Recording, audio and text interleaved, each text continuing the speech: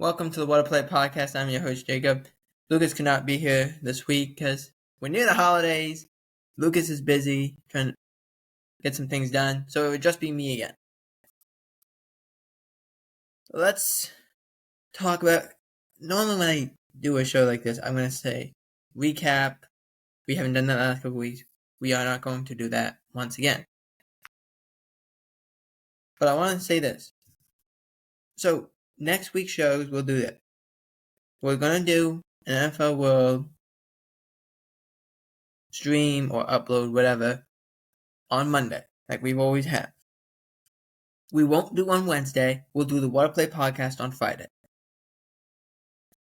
And so Monday's show will be a recap and a preview. So it might be a little longer, just to let you guys know of what's happening in the NFL. So just be aware of that. Now, let's first begin with what happened yesterday in the Broncos and Chargers game. It was a rarity. In the Chargers-Broncos matchup in SoFi, and the reason I worded it that was the fans, for whatever reason, don't like SoFi. I don't know why. In my mind, Chargers never should have left San Diego, but they did, and now no one wants to show up. Here's the thing. Before halftime, we saw something that many people don't know what it is. I'll explain the situation. 8 seconds left on the clock. The Broncos are punting the ball away. If the Chargers are lucky enough, they get maybe 2 seconds on this clock, and they're throwing a helmet. But wait, something happened. Fair catch interference happened. Now, the clock had ran down to 0. There was nothing left. It was at 0. But because of fair catch interference, and you can't end a half on a penalty, you have to give them enough time down. So what happened was, the Chargers took advantage of this. They could either send their offense out, which they did before they ended up calling a timeout, or they could send the kicker out for a free kick. Now, to describe a free kick is actually kind of complicated. I'll try and keep it as condensed as possible. When you have a fair catch, whether there's a 1 second left on the clock or not, you can attempt a free kick. Because there was a free play, they could do this. What a free kick is, you can line up like it's a field goal. So you're lining up for a field goal, but it's like an old school kickoff. The rules have changed a little bit about this. You used to be able to do it off a tee. Now someone has to hold it. So the kicker and the holder can go out there, line up for a kick. They don't have to send out offensive linemen because the defense can't rush the kicker. He can just kick, and if he makes it, then it's 3 points, and if he doesn't, and say he misses it and lands in the end zone, it can be returned. Like a normal kickoff or a missed field goal. That's how that could happen. And you could see I don't want to say it was troubled look, but you could see that Jim Harbaugh didn't know the rule. And the officials are trying to explain to him, okay, you can send your kicker out for a free kick where you can get 3 points, or you can send your offense out and just for a helmet. But I don't think that was the confusion necessarily of that. I think it was, where does my kicker line up? Does he line up like a normal field goal where he has to line up about 10 yards difference? No. He lines up where the penalty yardage ends, which in this case would have been about a 57-yard field goal. So he lines up there, and there you go. Now, it's a strange rule. It's not a commonly used rule. And you say, Jacob, when's the last time you've seen this? Well, it started I saw it probably the first time I've actually seen it. this is the first time I watched it in game. First time I've seen it, though, was about 2 years ago in an international game. Rich Eisen was on the call, and Rich Eisen does a great job on those international games. Much respect for it. That's a very hard job to do, and to not do that on the regular, it's very, very difficult. And he knew the rule. If you can get a free kick, it's an unbelievable play that just doesn't happen very often.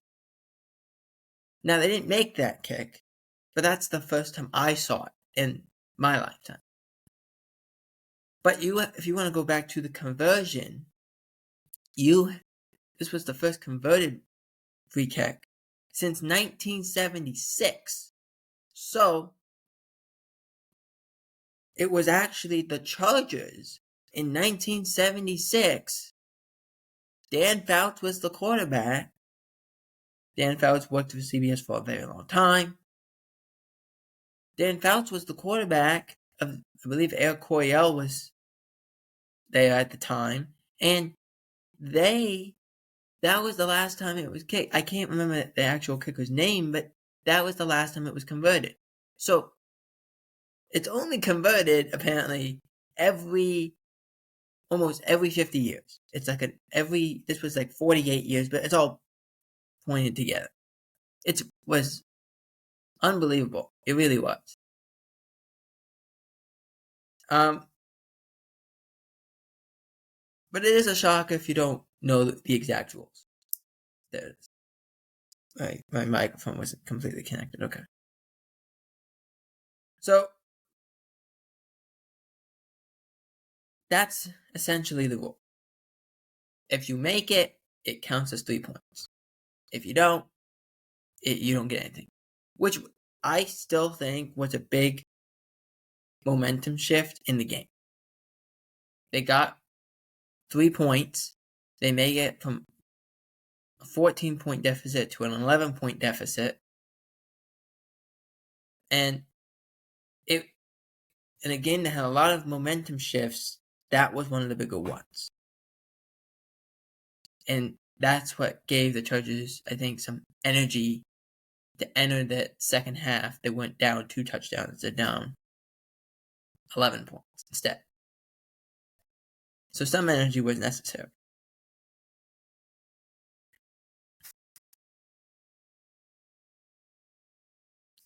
Also, no announcer has that off the top of their head.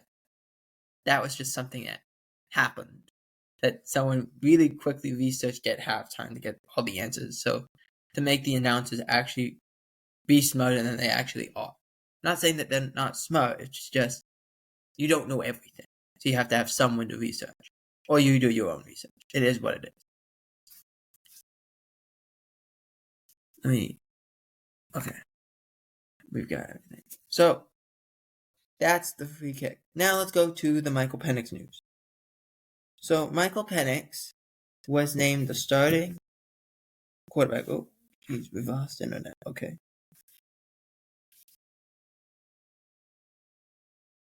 Hang on a second. I'll fix that.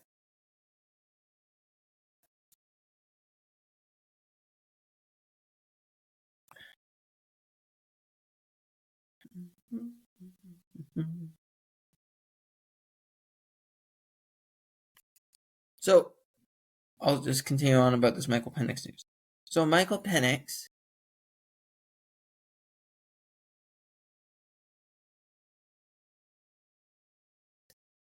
there we go. I don't know how that happened, but my Wi-Fi turned off. Okay. So, Michael Penix was named the quarterback for the Atlanta Falcons on, I think it was Monday. So Michael Penix was named the quarterback after, actually it was Tuesday, my bad. We said it Wednesday, but it was Tuesday. And that started when the coach, Raheem Morris, said, we're evaluating our quarterback situation. And then Tuesday night made the switch. Kirk Cousins in the last 5 games has had 1 touchdown and either 8 or 9 interceptions. I can't remember the exact stat. But I can tell you this. That was bad from Kirk Cousins. And the thing was, they didn't want to put Michael Penix in right away. You just pay Kirk Cousins all this money. It was a big change. It was a big switch. It was something you didn't want to exactly have happen. But Michael Penix, who is also a lefty, so that is also a switch for these receivers in game. It will be interesting. But the Falcons, for the most of the year, have been winning their division. Now they're on the outside looking in. You've lost 4 of your last 5 and barely beat the Raiders with Desmond Ridder, your former quarterback. That was not good enough. You had to make a switch. It's that plain and simple. Will this plan pay off? Maybe. Or maybe it's just a little too late. Because right now, you're on the outside looking in. Tampa's got the division right now. They're 8-6, you're 7-7. You are tied with Arizona at 7-7. You're behind Seattle, and you're behind the last roster spot, which is Washington. They're at 9-5.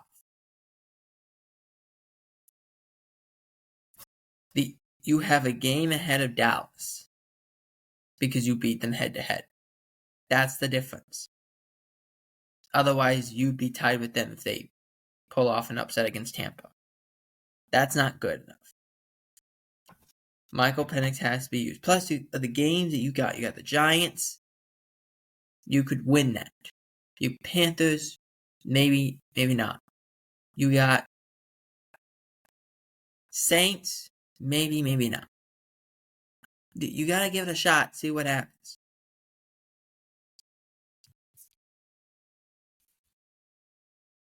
And see if that's good enough to get you in. And if it's not, then maybe you should reevaluate Kirk Cousins in the offseason. Or shouldn't have rushed him so much to get back. Maybe both things could be true.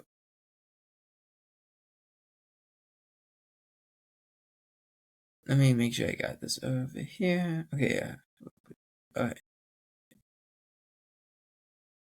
Let's move on to the Lions. Lions, David Montgomery went and got a second opinion about his knee injury that he suffered. The update from Montgomery, I'm going to read it off my phone actually, is Lions optimistic running back can return for playoffs, avoid knee surgery. Montgomery suffered what was believed to be a torn MCL in Week 15 against the Buffalo Bills. But after Montgomery got a third opinion, so not even a second opinion, on his injury, there's reportedly optimism that he could return for the postseason. Montgomery spoke to several experts and is believed to have avoided a season-ending injury that would require surgery. If all goes well, he could potentially return at some point in the playoffs. Montgomery will rehab with that goal in mind. Montgomery has 87 carries on 775 yards, 12 touchdowns, 1 fumble.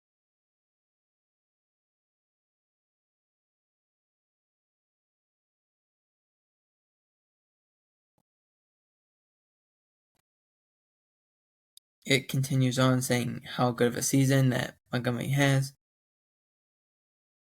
This part I think is very important, actually, just now reading it. With the injuries piling up for Detroit's defense, it is most important that their offense to be efficient and explosive as ever. And that will be more difficult without Montgomery in the fold for the rest of the regular season. This has arguably been the Lions' franchise best season to date, but as we head into the final stretch, some of the wheels have been falling off. What had looked like the league's most complete team until very recently. Okay, I guess that's it. I don't know why they ended it like that, but so basically, David Montgomery is set to be back at some point in the playoffs if this opinion is indeed true. Which is very good news because the Lions do desperately need him. The man known as Knuckles and the Sonic and Knuckles duo is very much he's a need. He's not a home run hitter, but he's the ground and pound guy. You have him out there. He makes plays. He makes it happen. That's who it should be. And having him out there or not having him out there is a big difference. So the hope is Montgomery can come back and potentially bring a Super Bowl to the city of Detroit. Now, moving on to the Dallas Cowboys, we have news of CeeDee Lamb. So CeeDee Lamb was an All-Pro, and they were talking about all the injuries of Dak Prescott, Zach Martin, all of it, and how they're 6-8. Despite all that, remains in the running for the second All-Pro selection.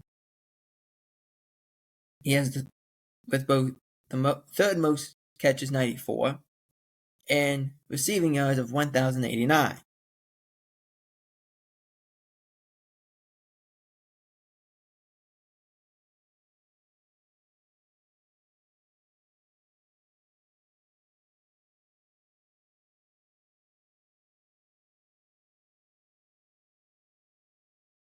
And it continues on, says, all this, since he was drafted in the 2020 draft, has him in position to pass NFL all-time great and Hall of Famer Jerry Rice for the fourth most receiving yards in a player's first 5 years in the NFL. He just needs 131 yards in the final 3 games, something he is on pace to easily clear since Lamb is averaging 77 yards receiving a game. That's the 5th most in the league this season. It goes on and says, of all the wide receivers, most receiving yards in the season for the first 5 years have AJ Green, Julio Jones, CeeDee Lamb, Jerry Rice, Randy Moss, Torrey Holt, Justin Jefferson eclipses all of them. But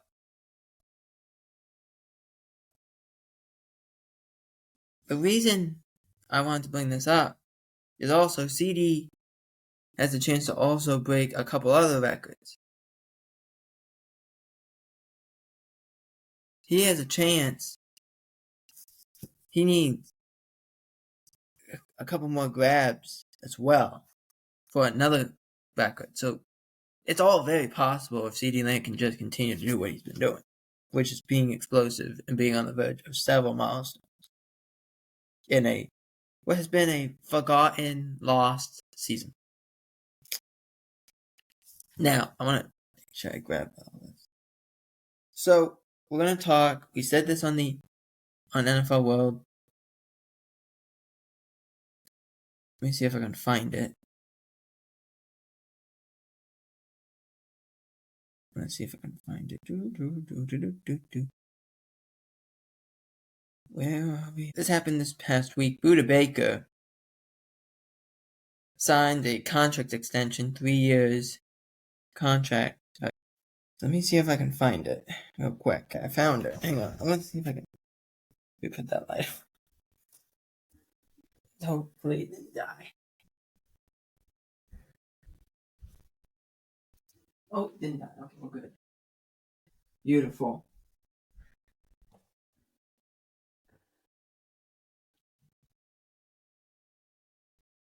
There you go. It didn't die. We're all set. So, here we go. We finally got it.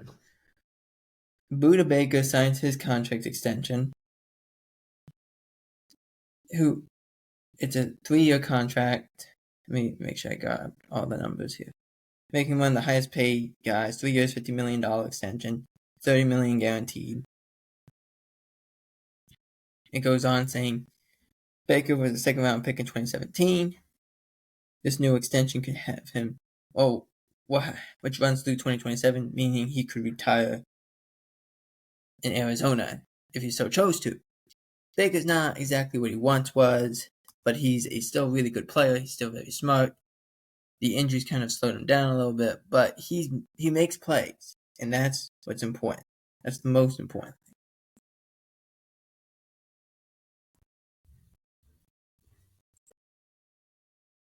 Next up, we have.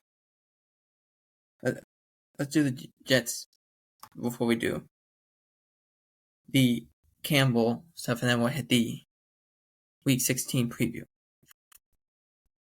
So, the Jets have been interviewing this whole week people for the open general manager position. They interviewed former Falcons GM Thomas Dimitroff. They've interviewed the former Panthers general manager. They've interviewed former Titans general managers. They've brought in all kinds of people. They've even brought in Louis Riddick. Jim Nagy is the most recent one that they are interviewing from the Bears. So they're bringing everybody just to see what could happen. And on NFL World, we said this. There's too many people in this kitchen. There's too many cooks in this kitchen. You have the Jets ownership. You have two GMs in Spielman and Tannenbaum that are giving their opinions. You got the CEO. You got all these people. There's too many cooks in this kitchen. We said this on Wednesday about the Lakers, when the Lakers had like 6 or 7 people going through this interview process to see who should be the GM for the Lakers. Coach K was giving input. It made no sense. It really didn't. None of these people have been a GM before, so why are they giving input? It makes no sense to anybody.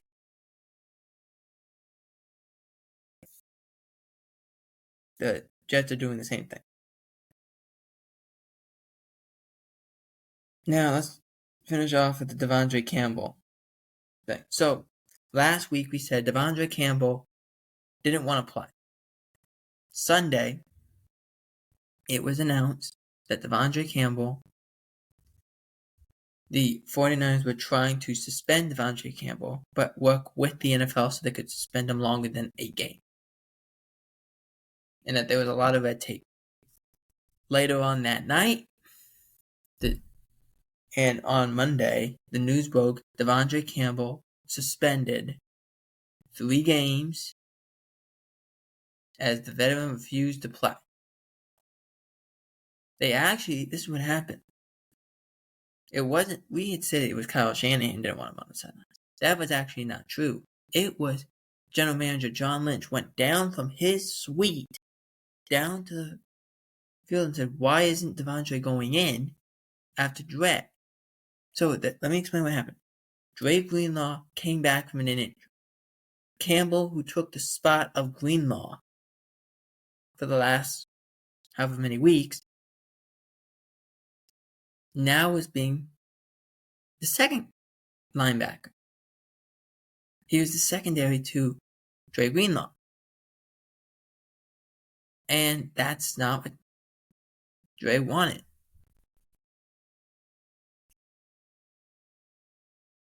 Dre wanted to play. Devondre didn't want that to happen. So instead, Devondre said, I'm not going. Dre got a little banged up. And Devondre said, well, I'm not going in no matter what. So John Lynch, who's very calm, but wasn't always that way as a player, who's known as Red 47 for a reason, that's who John Lynch turned into. And you knew that he wasn't going to play next week. For the rest of the year, you just didn't know how.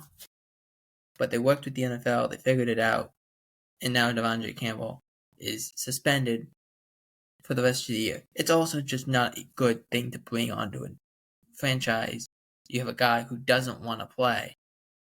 Not because he doesn't feel like he fits, but because he was demoted. Now the guy who came back or took over that spot, he got hurt. Now you can go back in and you choose not to. Does not fit with what the 49ers want to do. Not one of the highest possible moments. Now, let's get into the Week 16 preview portion of this. Let's see what I can do. So, in the Week 16 preview, we have 2 games on Saturday. It first starts with the Chiefs and the Texans. Actually, opposite. Texans at Chiefs in Arrowhead. Chiefs are favored by 3.5. The over-under is 42. You know where I'm going with this. The Chiefs, for whatever reason, don't hit the over. I don't know why. They just don't. Last week, it was like 43. They only scored. The 2 teams scored 28. So if you're betting on this game, don't bet on the Chiefs. Bet on the under. Bet the under. But give me the Texans to find a way to win this game. I know Hollywood Brown's probably going to go in this game, but give me the Texans. They find a way to win in the blistering cold of Kansas, in Arrowhead. So give me the Texans. They win, but it's going to be one of those weird games. 28-24. Next up, Pittsburgh at Baltimore. This is also on Saturday. Baltimore favored by 6.5. TJ Watt's iffy. We'll see how that shakes out. But the Steelers, for whatever reason, give Lamar Jackson fits. The Steelers are the boogeyman for Lamar Jackson. Don't know why, it just is. So, give me Pittsburgh. They're going to win this. They win this game in an ugly fashion, as most of these games are. 21-17, Pittsburgh. Next up, Lions at Bears. Bears getting plus 6.5. The Lions lost last week, and they were embarrassed. They're winning this game. There's just no doubt in my mind. They may get 48 by themselves. The Bears have not shown that they're good defensively since Eberflus left. They haven't shown they're good offensively. Give me the Lions. 48-6. Next up, we got Rams at Jets. Jets getting plus 3. Rams will beat the tar out of the Jets. Give me the Rams. 31-10. Next up, Philadelphia at Washington. Plus 3.5 for Washington. The last time these two teams played, it looked sluggish in the start, and then it was a complete. It went from jabs to slugfest, and the Eagles beat them in slugfest. So, give me the Eagles. I predict the same thing, but give me the Eagles to win this. 31-24. Next up, Patriots at Bills. Bills favored by 14. Minus 14 is a lot for a divisional game. Give me the Bills. The Patriots cover. 31-21. Bills. Next up, Niners at Dolphins. Dolphins favored by 1. The over-under is 45.5. This is in Miami. Give me the Dolphins. They find a way to win and knock San Francisco to the curb. And Mike McDaniel gets a game over his old mentor. The score being 28-24 Dolphins. Last game, Sunday Night Football. Tampa Bay at Dallas. Dallas get plus 4. The over-under is 48.5. I'm taking it till the wheels fall off, which could be this week and could be next week. Give me the Cowboys. They find a way to win this game. Dallas, great on the road, horrible at home. Tampa, great on the road. Give me Dallas. They find a way to win, keep their playoffs hopes alive as minimal as they are. Dallas wins a weird, very weird game. 27-24 Dallas. And that is it for the What I Play podcast. Let me know in the comments who you have winning this week. Also, who is the MVP in your eyes? For NFL World, I'm Jacob Hebert. And for the What I Play podcast, we will see you next week.